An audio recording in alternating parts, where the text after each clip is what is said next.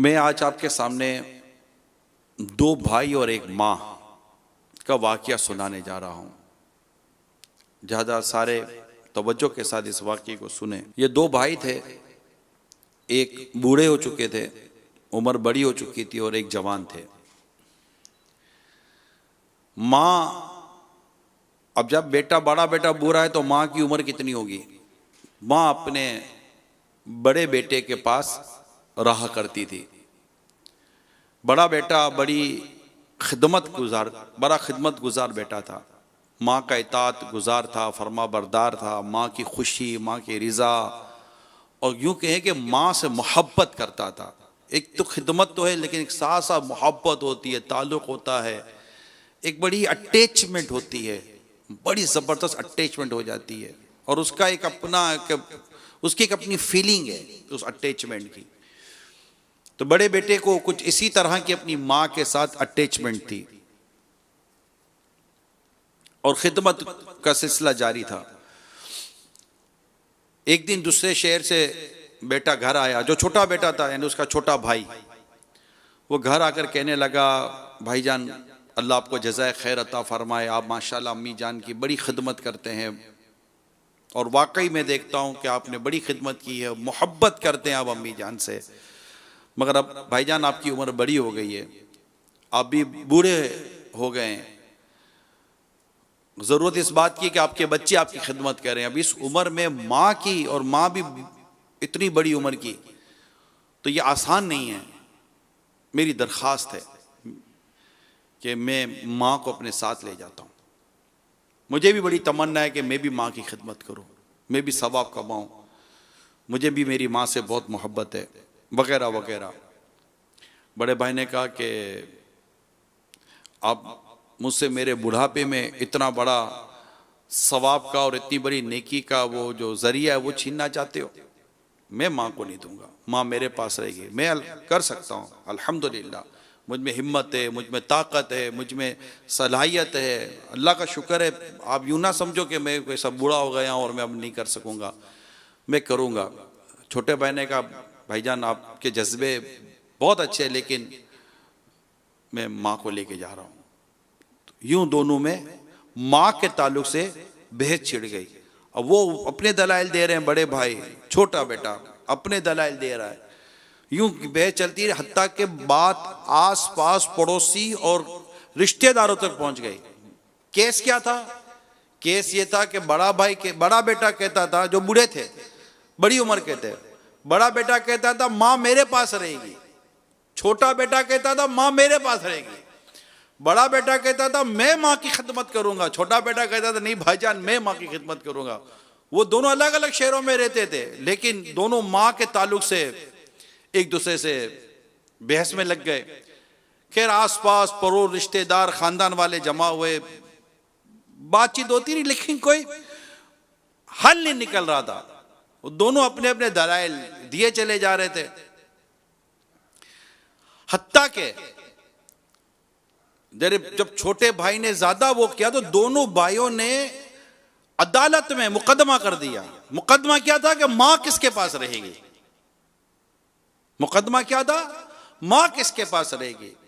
काजी ने दोनों के दलाइल सुने, दोनों की बातें सुनी, और खूब गौर खोज किया, लेकिन दोनों के दलाइल, दोनों की बातें, दोनों की मोहब्बत, दोनों की अकीदत, दोनों की चाहत, दोनों की तलब मिसाली। काजी फैसला नहीं कर पा रहे कि मैं इनकी बूढ़ी माँ को दूं किसको, छोटे को दूं कि बड़े को दूं। काजी ने, जो आज हम जिसको जज कह सकते हैं, काजी ने दोनों भाइयों को अपने चैम्बर में बुलाया, अपने ऑफिस में, और दोनों को अलग से बिठाकर समझाया। वरना दोनों ना माने भाई, बोले नहीं माँ मेरे पास रहे, बोला माँ मेरे पास रहेगी। कहा भाईजान आप बड़े हो गए हैं, बूढ़े हो गए हैं, अब नहीं कर सकेंगे। भाई कहे कि अब तक तो किया है ना भाई, मुझे बताओ मेरी खिदमत में क्या कमी रह गई है, मैंने क्या माँ को तकलीफ पहुंचाई है। छोटा कहे कि भाईजान मुझे भी तो सवाब कमाने दे, मैं भी तो माँ की खिदमत करना चाहता हूँ, मेरे बच्चे अपनी दादी के साथ रहना चाहते हैं, मेरी बच्चों की अम्मी अपनी सास की खिदमत करना चाहती है। मेरी फैमिली चाहती है कि हम भी ये सवाब हासिल करें। अब दोनों, अब जज पर काजी साहब का फैसला नहीं हो पा रहा। अब काजी साहब ने कहा कि मुझसे तो फैसला नहीं हो रहा, इनकी मां को लाया जाए। अब दोनों भाई अदालत में, अदालत खचाखच भरी हुई है, एक अपनी नौइयत का मुनफरिद मुकदमा चल रहा है कि दो भाई मां की मोहब्बत में मुकदमा लेकर आए हैं कि मां मेरे पास रहेगी, वो बोले मां मेरे पास रहेगी। कमाल का मुकदमा था। मां को दोनों भाई एक व्हील चेयर पर अदालत में लाए, दोनों के आंसू निकल रहे हैं, दोनों रो रहे हैं। मां का वजन कितना? मां इतनी बूढ़ी थी कि उसका वजन 20 kg था, 20 kg का उसका वजूद था, इतनी कमजोर, लागिर और बीमार। मतलब अब जो बुढ़ापे में क्या होता है, ऐसी मां की पोजीशन थी। दोनों भाई लाए। काजी साहब ने मां को कहा कि मैं माजरत चाहता हूं, मुझे आपको अदालत में बुलाना पड़ा, मुझसे मसला हल नहीं हो रहा।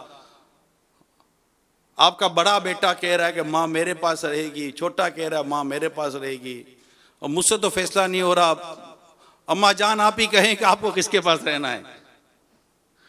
अम्मा जान ने अपनी एक आंख अपने बड़े बेटे की तरफ की, एक आंख अपने एक बेटे की तरफ। कहा जज साहब आप मुझसे पूछ रहे कि मुझे कौन सी आंख चाहिए, मैं कैसे कह सकती हूँ? मेरा ये बेटा भी प्यारा, मेरा ये बेटा भी प्यारा, ना कोई पैसा ना पाए, ना कोई झगड़ा, ना जायदाद, कुछ भी नहीं, नथिंग। माँ के पास एक पीतल की अंगूठी थी बस, इसके बाद माँ के पास भी कुछ नहीं है। ऐसा नहीं को माँ को जायदादें कि माँ विरसे में छोड़ जाएगी तो मुझे मिल जाएगा, ना ना ना ना, इसी कोई यहाँ कोई बज़ाहिर कोई दुनियावी गर्ज़ो गायत ना दी। एक माँ थी, माँ की मोहब्बत थी, दो भाइयों की माँ से मोहब्बत थी। अब माँ यूं देखे, माँ यूं देखे, माँ से फैसला, माँ कैसे बोलेगी कि मैं किसके पास रहती हूँ? माँ ने कहा कि फैसला तो मुझसे नहीं हो सकेगा, मेरा दोनों बेटे मुझसे प्यार करते हैं, मुझे दोनों बेटे प्यारे लगते हैं, अब मैं क्या कह सकती हूँ कि मैं किसके पास रहूंगी? काजी साहब फैसला तो आप ही करें।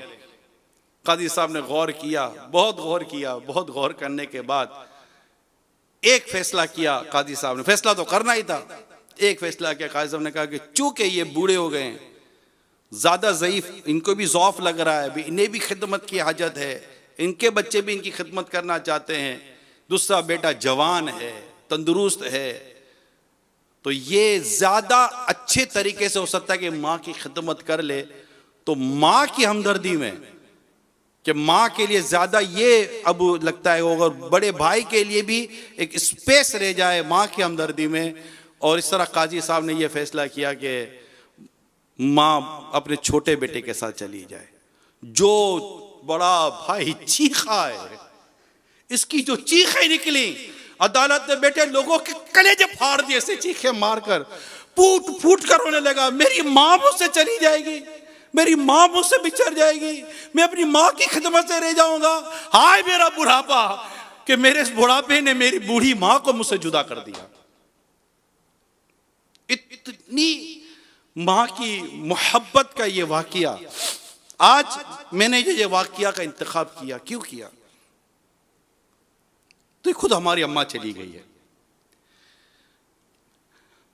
मगर आज मैं ये सोच रहा था कि कोरोना की वबा बड़ी आम है और ज्यादातर हमारे यहाँ बूढ़ों को ये ज्यादा इफेक्टेड है। और हमारे यहाँ जो बूढ़े होते हैं ना, ये वैसे ही बीमार होते हैं बेचारे, इनके शुगर के मसाइल, इनके ब्लड प्रेशर के मसाइल होते हैं, इनके आजकल जिगर के प्रॉब्लम्स बहुत हैं, हार्ट प्रॉब्लम बहुत हैं, किडनी इश्यूज आजकल आए हुए हैं। फिर एक स्टेज आता है कि वो बड़ी मतलब कि बेचारियों की लाचारी सी हो जाती है, चल नहीं सकते, उठ नहीं सकते, बैठ नहीं सकते, पानी भर जाते हैं, जहन काम नहीं कर रहा होता। ऐसे हालात में कोई रखने के लिए तैयार नहीं होता माँ को या बाप को, कि कौन रखे। अच्छा बेटा तैयार हो जाता है तो उसके बीवी बच्चे तैयार नहीं, हमारी तो वो चली जाएगी, वो चली जाएगी, ये चली जाएगी, वो चली जाएगी, प्राइवेसी खत्म हो जाएगी, तो ये बहुत सारी चीजें होती हैं। खुश नसीब है वो घराना जो अपने माँ बाप की खिदमत कर जाए। हमारे वालिदैन ने हमारे बचपन में जो सेक्रीफाइसेस और कंप्रोमाइज किए, अपनी दावतें छोड़ी, अपनी ख्वाहिशों को कुर्बान किया, नहीं जाते थे कहीं, क्यों? बच्चा अकेला रह जाएगा। आज हमारे बूढ़े माँ बाप हमारे घरों में होते हैं, और कोरोना ने ज्यादा परेशान किया हुआ है। अगर कोरोना की वजह से फिर एक स्टेज ऐसा आता है कि बस ये कोरोना का एक इतना बड़ा साइड इफेक्ट है कि आखिर में ये मरीज आइसोलेशन कर दिया जाता है, आइसोलेट कर दिया जाता है, अकेला कर दिया जाता है, जो कि इनके मेडिकल के अंदर एक चीज चल रही होती है, अदरवाइज बड़े प्रॉब्लम्स हैं। लेकिन प्यारे इस्लामी भाइयों, आज आप मेरी अम्मा जान के स्वयं में भी जमा हुए हैं। मैं आपका तो शुक्रिया अदा करता हूं कि आप दूर दराज से आए, मेरे रिश्तेदार, खानदान वाले, जहां चैनल पर हैं, सोशल प्लेटफॉर्म्स पर हैं, लाइव देख रहे हैं, मैं आप सबका शुक्रिया अदा करता हूं। दुनिया भर से आपके दुआए मगफरत के पैगाम आए, इसाले सवाब के पैगाम आए, मुझे भी आए, मेरे भाई हाजी यूसुफ को भी आए।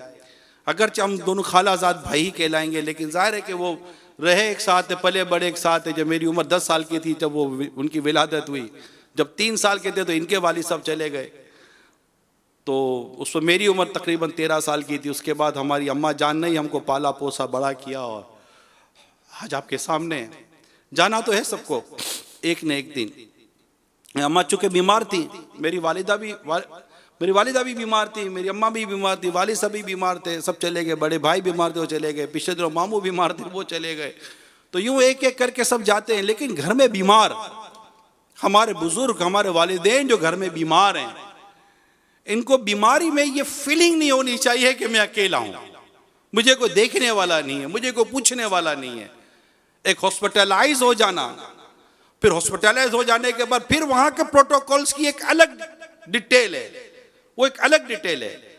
लेकिन मैक्सिमम हत्तल इम्कान हमें कोशिश करनी चाहिए कि आप और हम अपने वालिदैन को अपने घर में केयर करें, इनका ट्रीटमेंट घर में रखें और कोशिशें करते रहें, कहीं भी गिव अप ना करें, कहीं भी हाथ ना उठा दें कि नहीं बस यार बस। माँ बाप ने नहीं हाथ उठाया होता है, यार मैंने देखा है, यूके में गया हूँ, यूरोप में गया हूँ, यहाँ वहाँ बच्चे ज्यादा इफेक्टेड है, मुझे पता है, यूरोप और यूके के अंदर माजूर बच्चे बहुत हैं वहां पर, मगर मेरे देखा है कि माँ बाप उन्हें बिल्कुल ले लेकर इनकी उम्रें निकल गई, बच्चे 20-20 साल के हो गए। मैंने एक बेटे का वाकया पढ़ा है, 27 साल की उम्र में ये बेटा अपने बूढ़े बीमार बाप को हॉस्पिटल में एडमिट करने गया, हॉस्पिटल में एडमिट हुए और छोटे बेटे ने ये तहैया किया कि मैं अपने बाप की खिदमत करूंगा।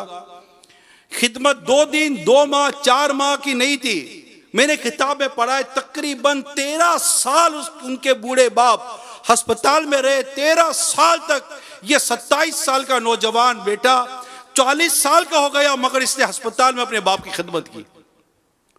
13 ईयर्स कंटिन्यू उसने अपने वालिद साहब की खिदमत की। अस्पताल पे चाहती थी, अलग लोग आगे निकल गए, कहां के कहां मामला निकल गया, उसे नहीं पता था कि अस्पताल के बाहर की जिंदगी कितनी बदल गई है।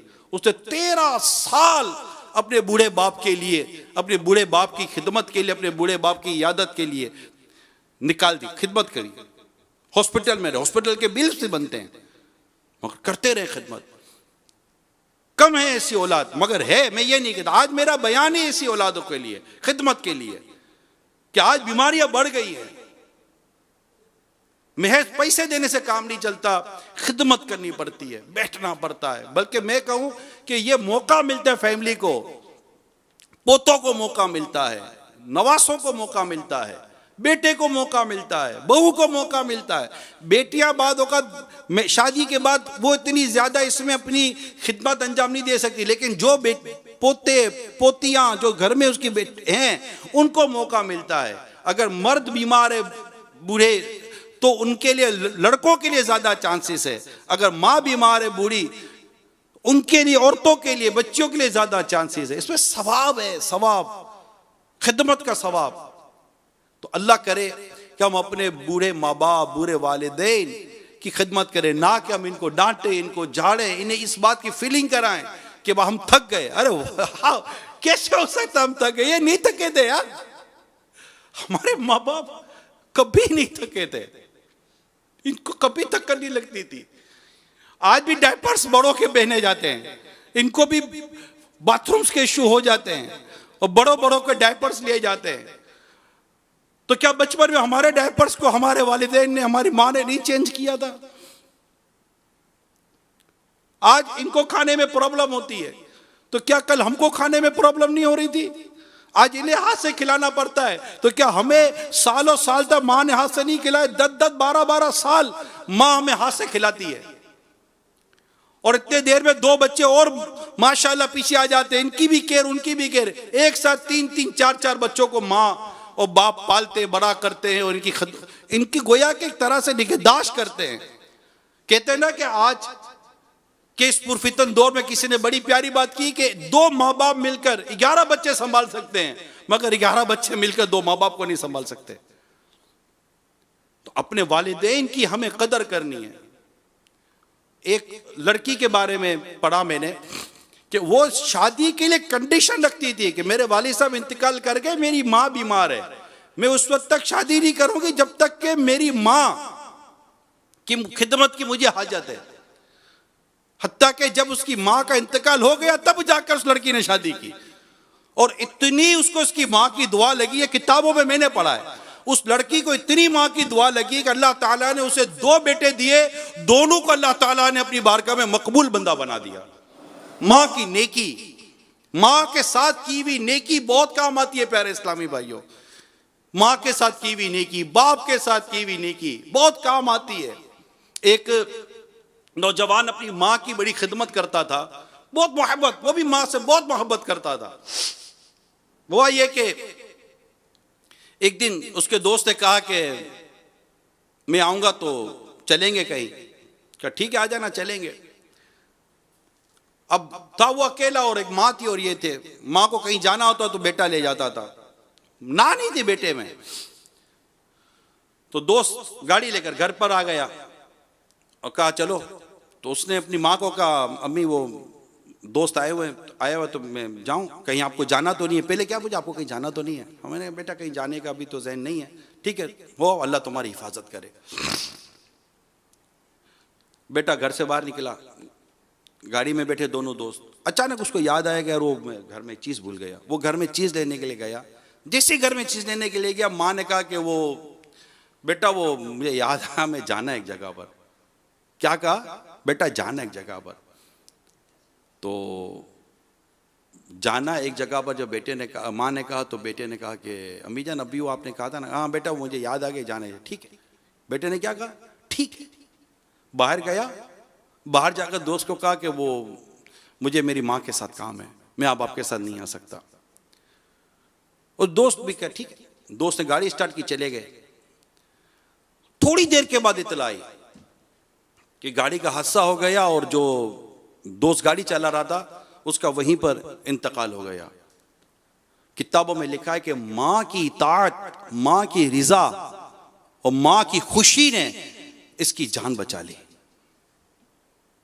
माँ बाप की खुशी, माँ बाप की रिजा। इसी तरह मैंने एक वाकया पढ़ा कि एक लड़के का एक्सीडेंट हो गया और गाड़ी पूरी तरह जैसे कि हादसे का शिकार हुई और बताओ आग लग गई गाड़ी में, और तस्वर नहीं किया जा सकता था कि इससे भी बचकर निकल आएगा। वो गाड़ी जो नौजवान चला रहा था वो बाहर आ गया, और बाहर आकर उसने जब देखा लोगों ने तो सुभान अल्लाह, अल्लाह अकबर, लोगों की जबान से तस्बीहात और अल्लाह का जिक्र जारी हो गया कि ऐसे हादसे से कौन बच जाता है? अल्लाह जिसको चाहे बचाए। तो जैसे ही वो नौजवान बाहर आया, बज़ाहिर को इतनी चोटें को नहीं लगी थी, तो उसको कहा कि भाई तुम्हारी सी क्या नेकी है जो तुम्हें इतना कहा? बोला मुझे तो कोई मेरी क्या नेकी याद आएगी, मैं तो नेक आदमी का हूँ। हाँ ये है कि आज मुझे तनख्वाह मिली थी तो मैंने जाकर तनख्वाह अपनी माँ के हाथ में रखी कि अम्मी ये मेरी तनख्वाह ये आपके लिए, आप रखें।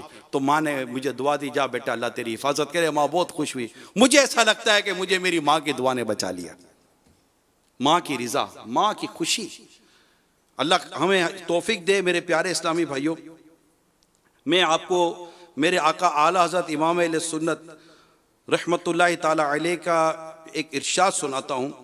आप फरमाते हैं कि वालिदैन के साथ नेकी सिर्फ यही नहीं कि इनके हुक्म की पाबंदी की जाए,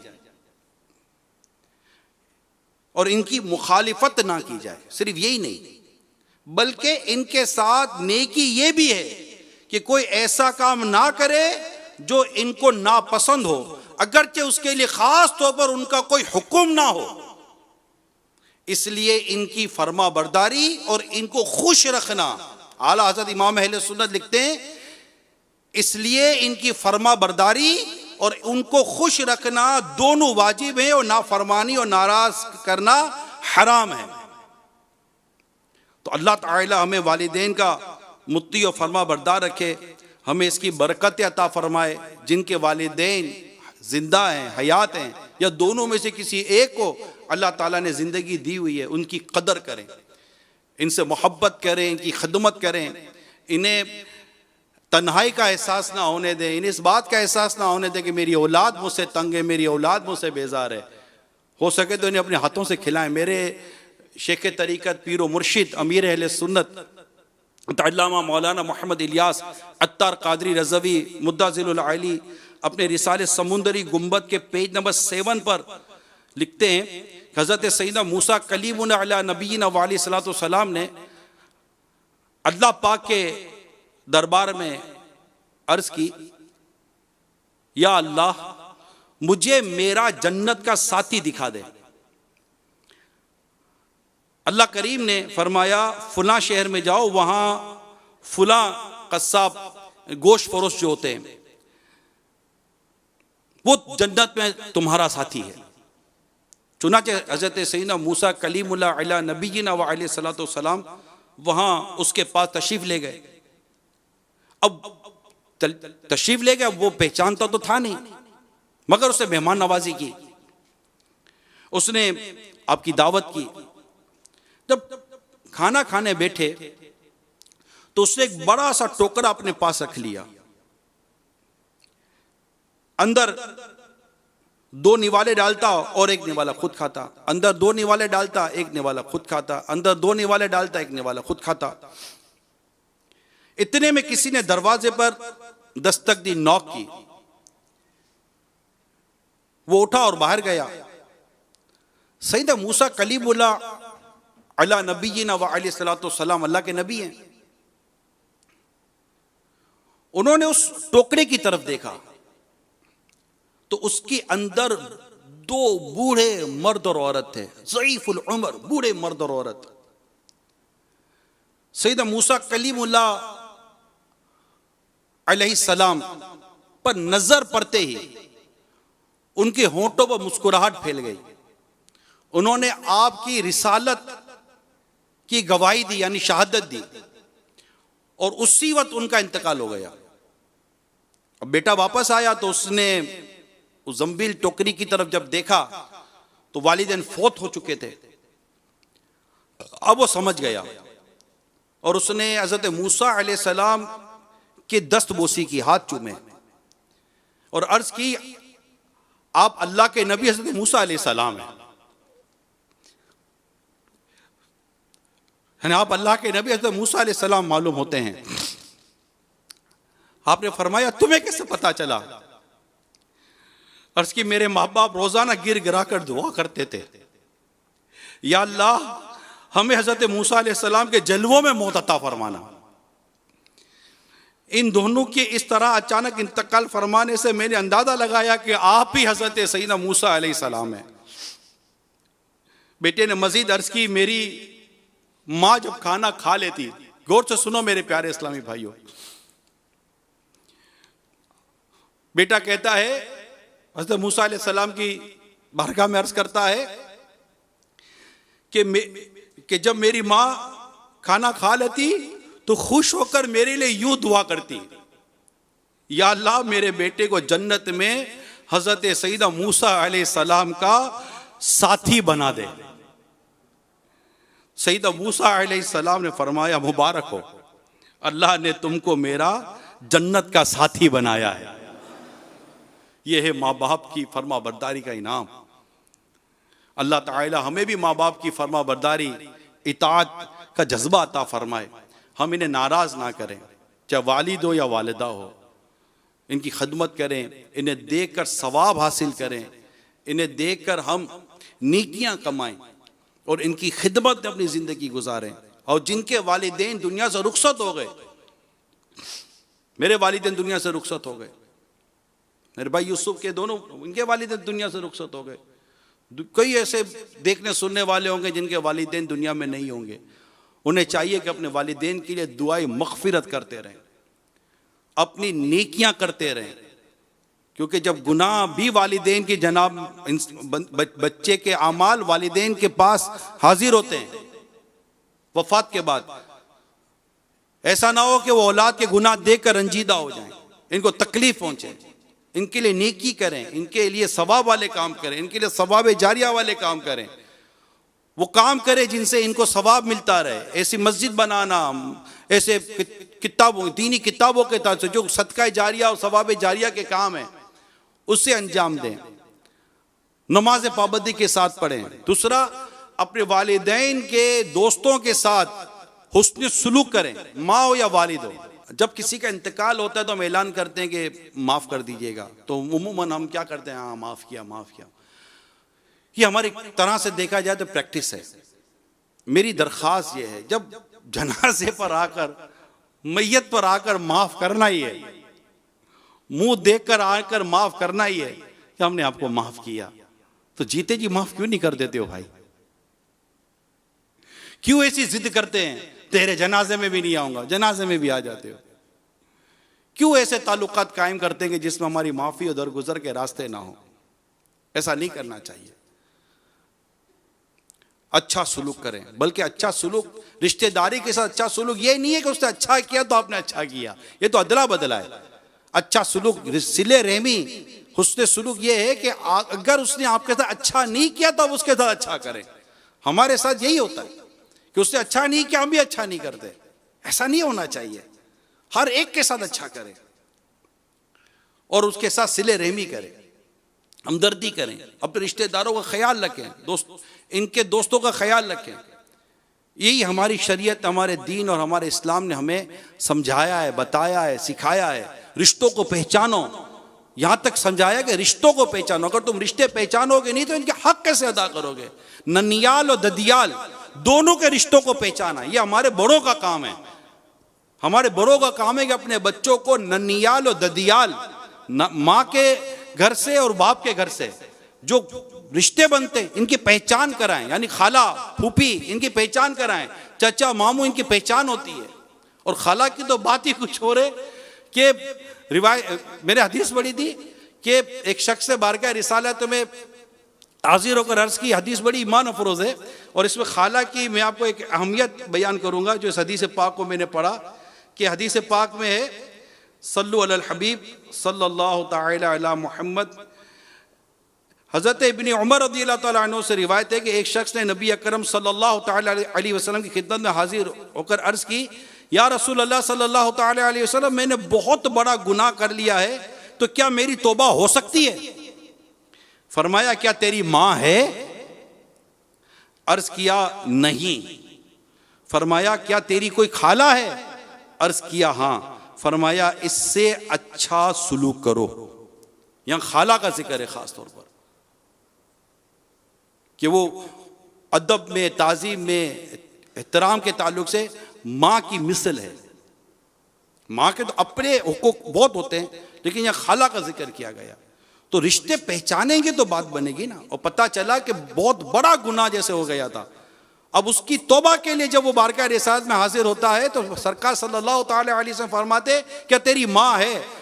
शरा में लिखा है कि इस तरह गुनाह की मग़फ़िरत यानी तौबा होने का एक तरीका बताया जा रहा है कि इनके साथ नेकी करने से अल्लाह ने चाहा तो तुम्हारे साथ गुनाह माफ हो जाएंगे। नेकी है ना, नेकी गुनाह को मिटा देती है। अल्लाह अमल करने की तौफीक अता फरमाए।